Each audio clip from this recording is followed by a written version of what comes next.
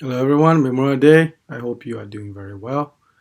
I want to bring you this quick video discussions.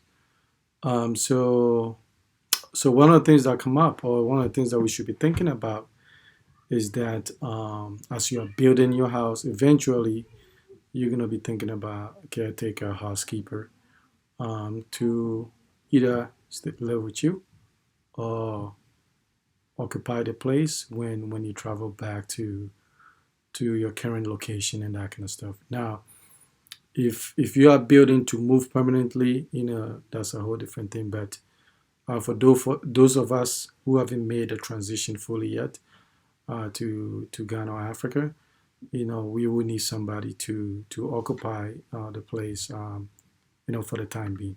Okay, so I wanted to talk about some of the criteria that maybe we should kind of like entertain, or at least start processing that for our selection. So that in the end, the goal is to have somebody who's gonna just be a positive asset, you know, um, to our lifestyle. So I'll be using the caretaker, housekeeper interchangeably, but ideally someone who is taking care of the place, have some responsibilities for the upkeep and maintenance and that kind of stuff. So, and one of the things that we have to understand too is like the relationship and trust are built over time, right? It takes time to develop that relationship with that person. Okay.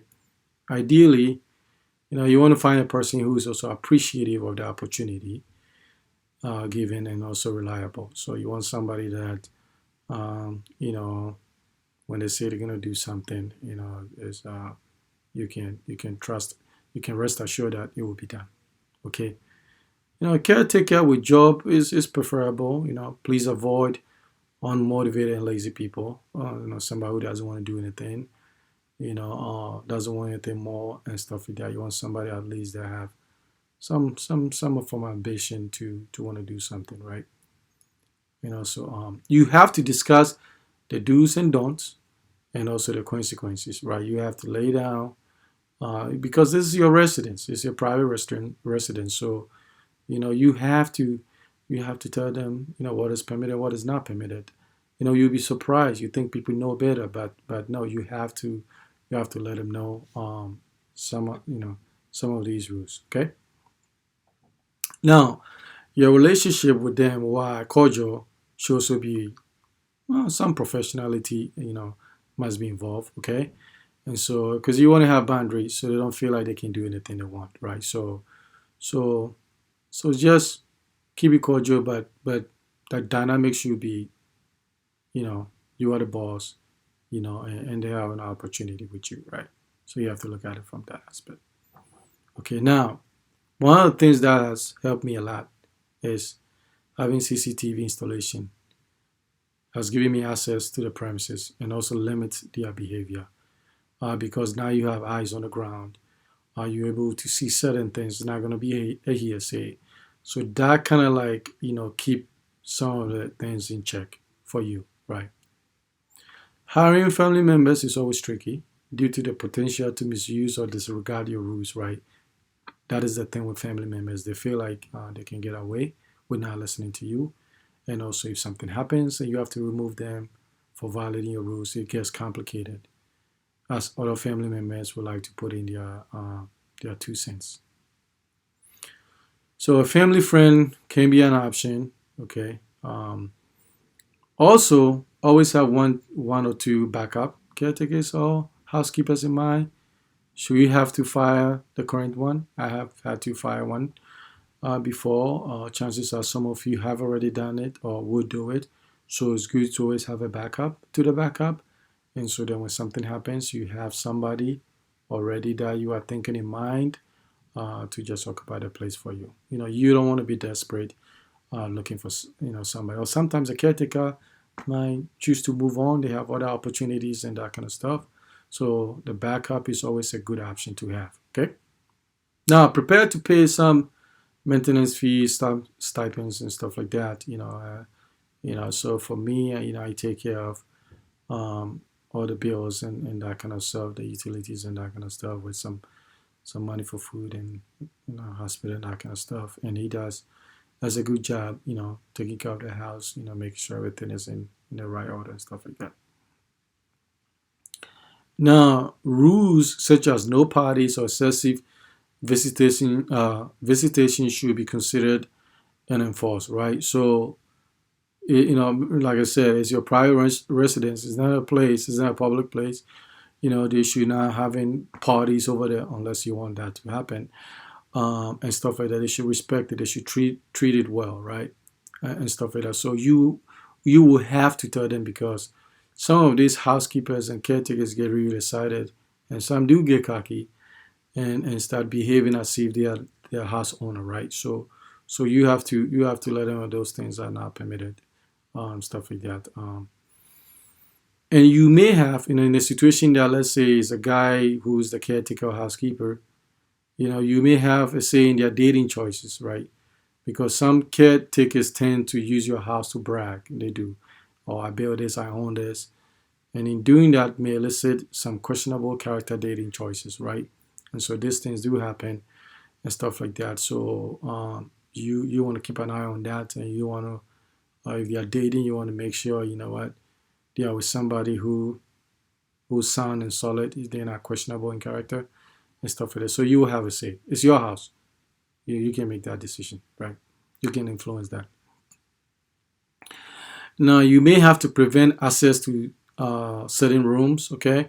So, like, let's say if you travel or whatever and stuff like that, you can close the master bedroom, you can lock it, you can move some of the things of greater value to you into a central room and lock it and secure it.